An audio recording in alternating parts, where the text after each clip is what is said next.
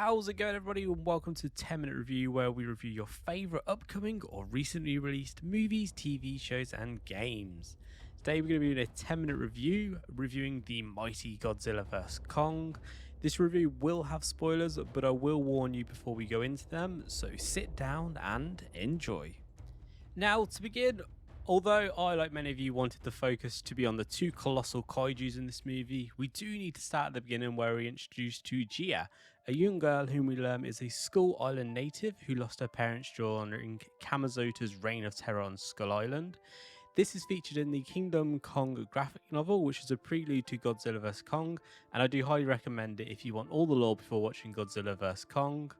Now, Gia is deaf and has been adopted by Dr. Eileen Andrews, who communicates to her via sign language, which does become a major plot for the movie. We do learn that Dr. Eileen Andrews is a monarch scientist who seems to be investigating and learning more about Kong, in which one of the opening sequences is Gia kind of offering Kong what seems to be a doll, showing that she holds him in kind of high reverence. Kong, I think, subtly kind of goes to take the doll, but then ends up picking up a giant branch, which he launches into this dome. And that is where we learn that Kong is in some kind of dome structure on Skull Island, which I believe they're doing so that they can kind of investigate him and kind of learn more about him, because he is, after all, a Titan. Next up, we're introduced to Apex Cybernetics, whose goal seems to be that they want to destroy the Titans so humans can be the dominant species. Through an employee named Bernie Hayes, we find out that there is something strange in the Apex Cybernetics space as Godzilla makes an appearance and seems to be attacking the humans for some reason we do not yet know of. Then we meet Madison, who we already know from the Godzilla King of the Monsters movie, and that they are concerned as to why Godzilla is attacking humans. Through a series of events, Madison, Bernie, and her friend Josh end up in the Apex Cybernetics base to try and find out what the object that Bernie had previously discovered was. This is where we learn of the Mecha Godzilla, the Titan that Apex Cybernetics are trying to make to combat the other Titans by using the neural networks of the Ghidorah, whose head they have retrieved from the battle with Godzilla. However, they need more power to harness it. Now welcoming Nathan Lind, another monarch scientist who believes in the Hollow Earth theory and that the power of the Titans possibly comes from there. Apex Cybernetics, who previously we've discussed, need more power to harness the Ghidorah, decide to enlist his help in reaching the Hollow Earth, but for that they will need the help of a Titan. And luckily, Nathan seems to know Dr. Eileen, who we do know is currently on Skull Island with Kong. So they enlist the help, and through the discussions, they agree to use Kong to reach the Hollow Earth. But one problem, they have to get this gigantic Titan there first without a rampaging Godzilla, who seems to be very angry at the moment, crashing the party. We do have to learn first that Gia, the young girl who does have that doll and seems to hold Kong in some kind of reverence, has a special relationship with him. And at one point in the movie, much to the amazement of people watching on the bridge, we learn that Kong himself can do sign language and seems to have a special relationship with Gia, as that's the one he signs to, which shows there's a mutual respect there and that Kong will protect Gia if need be. This is where we get our first taste of the Titan combat we all wished to see, and it is not a letdown. It's like watching any of your favourite combat sports with the two giant monster kaiju titans going head to head instead. Okay, so after the first encounter, it seems to be common knowledge that Kong can't quite compete with Godzilla, but with the help of the humans, they do manage to survive the first encounter. But they do realise they can't travel via the ocean anymore, as that's Godzilla's territory. So what they do instead is they get multiple helicopters to fly Kong to the Hollow Earth entry point.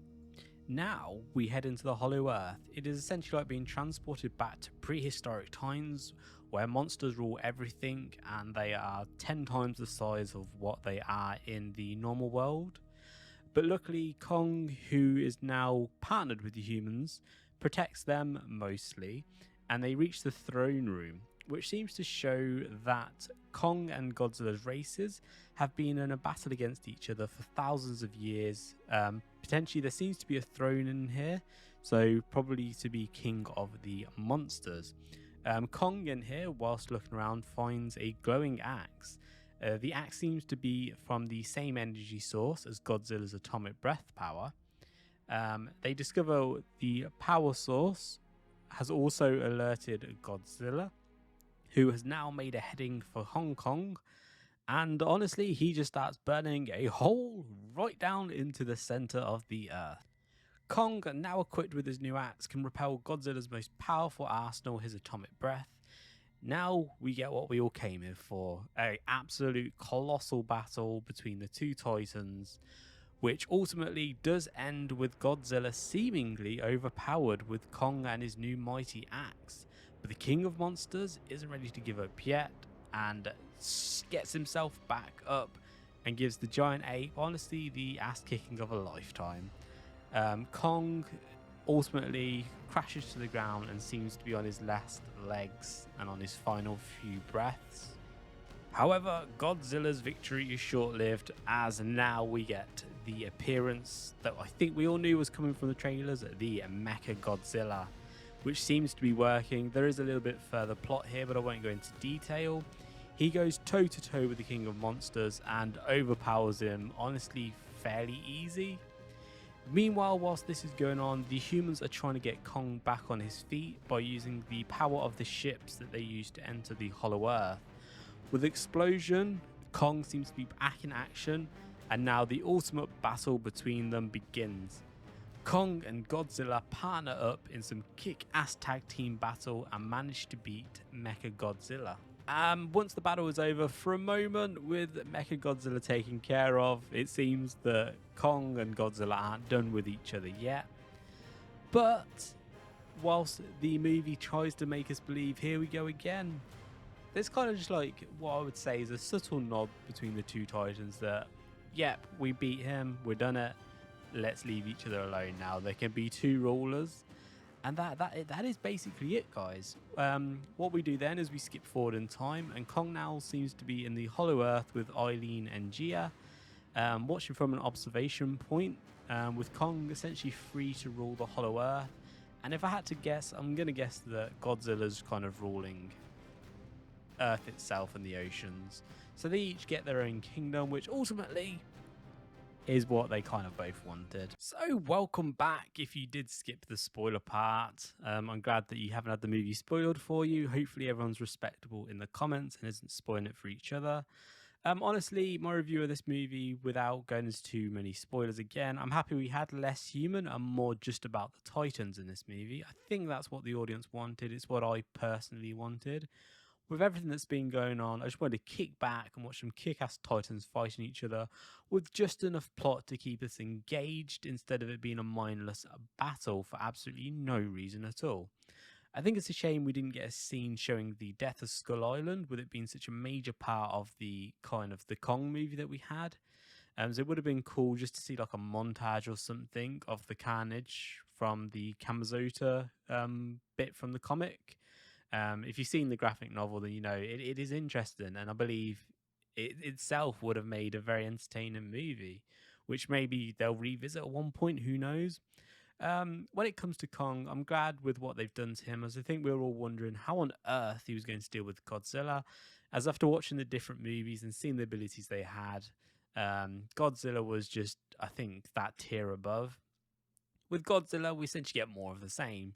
Just this giant kaiju dinosaur thing that destroys anything in its path because he wants to be the king.